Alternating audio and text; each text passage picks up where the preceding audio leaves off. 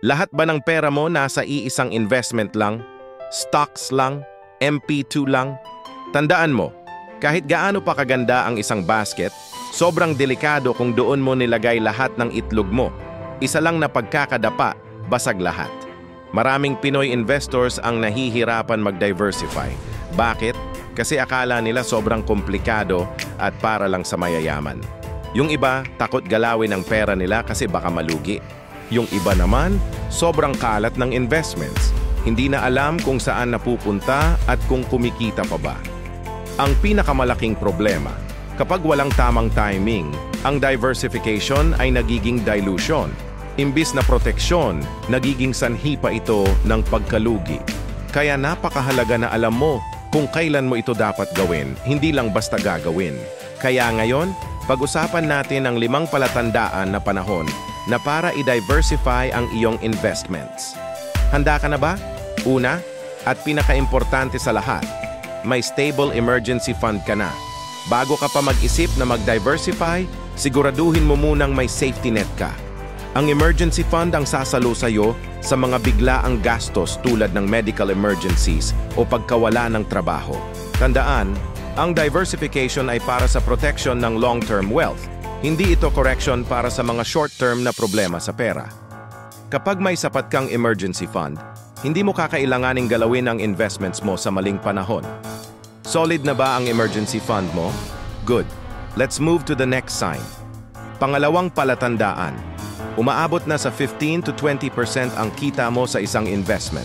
Wow, congrats! Ang galing!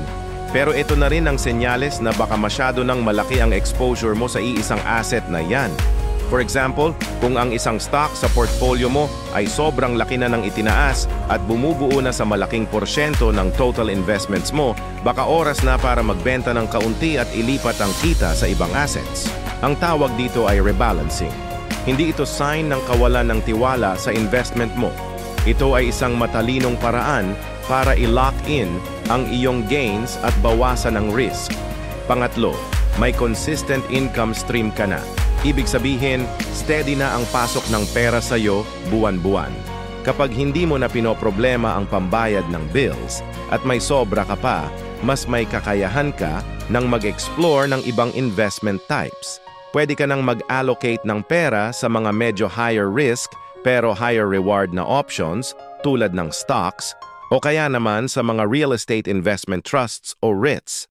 Kapag stable ang cash flow mo, mas panatag kang sumubok ng mga bagong investment vehicles nang hindi isinasakripisyo ang iyong daily needs.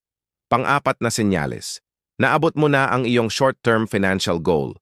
Halimbawa, nag-invest ka sa MP2 o sa isang digital fund para sa down payment ng kotse at naipon mo na ang target amount mo. Congratulations! Anong susunod? Pwede ka nang mag-level up. Dahil natapos mo na ang isang goal, maaari mo nang ilipat ang pondo mo, pati na ang monthly allocation mo, patungo sa mga medium to long-term goals. Siguro para sa retirement o para sa edukasyon ng mga anak mo.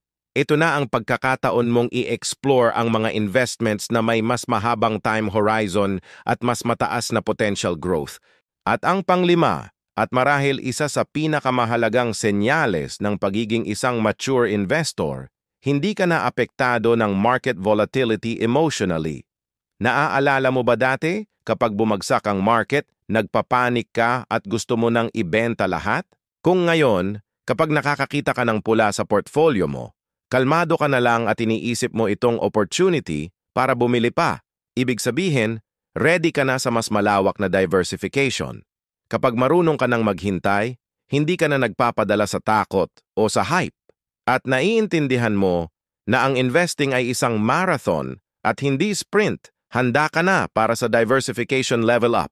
Ang pag-alam kung kailan dapat mag-diversify ay kasing halaga ng pag-alam kung saan dapat mag-invest.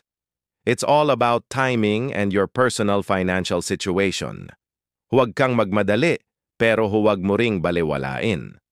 Sa susunod nating video, isang napaka-practical na topic ang pag-uusapan natin, paano bumuo ng isang investment portfolio na balanseng lumalago.